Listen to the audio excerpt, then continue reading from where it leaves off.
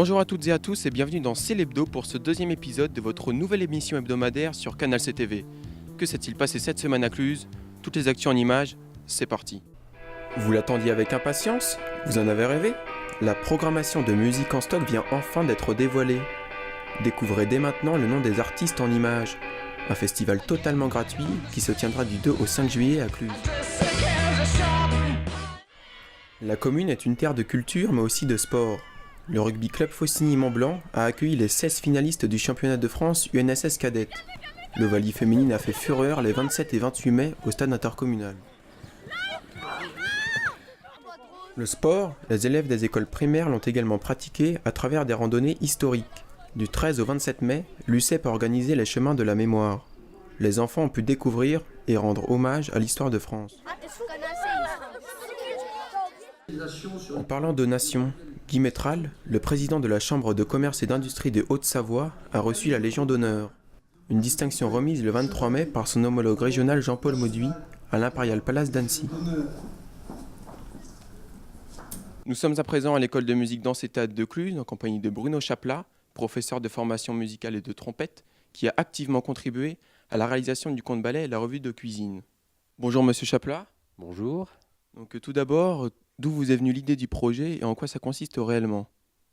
C'est ma collègue professeure de violon qui est Kaoli Yokoyama, qui connaissait la revue de cuisine. L'idée aussi c'est un petit peu étendue au-delà de la pièce de Martinou aussi aux classes de l'école de musique via la formation musicale. Nous, on a travaillé sur le thème de la cuisine. La concrétisation de tout ça, ça a été donc sur cette semaine. Ça s'est terminé le 24 mai avec le spectacle. La première partie, tous les élèves qui ont produit tout le travail de composition. Et puis après, la deuxième partie sur la scène avec le conte-ballet. C'était vraiment une bonne expérience. En tout cas, moi, j'en suis très content. Merci beaucoup Monsieur Chaplat pour ces informations. Je vous laisse maintenant découvrir en images notre reportage sur la revue de cuisine.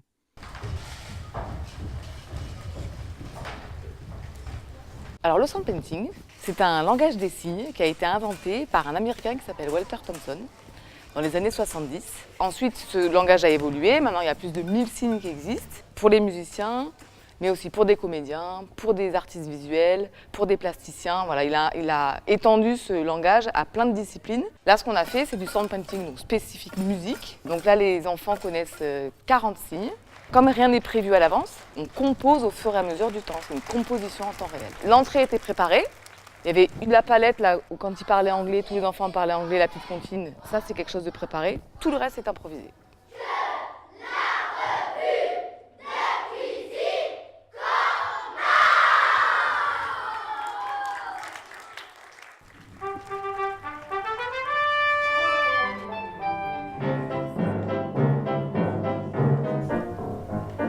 C'est une œuvre écrite par Gustave Martinou en 1927, un ballet instrumental. Ça n'a jamais existé et ça n'a jamais été produit dans une version comme ça, musique danse théâtre. Et donc, je suis allée solliciter Aurore Stanek, donc la professeure de théâtre, celle qui coordonne le département de théâtre, pour se mettre à l'œuvre.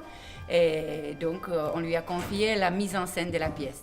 C'est une production des professeurs. Il y a plus de la moitié de l'équipe pédagogique qui est engagée dedans. Et les élèves qu'on a vus, c'est les élèves qui sont dans le cursus vraiment avancé.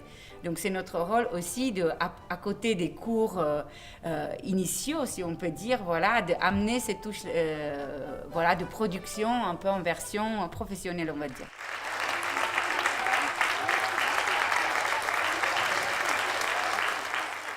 C'est terminé pour aujourd'hui. Retrouvez tous nos reportages en intégralité sur Canal CTV et n'hésitez pas à laisser des commentaires sur nos réseaux sociaux. À la semaine prochaine.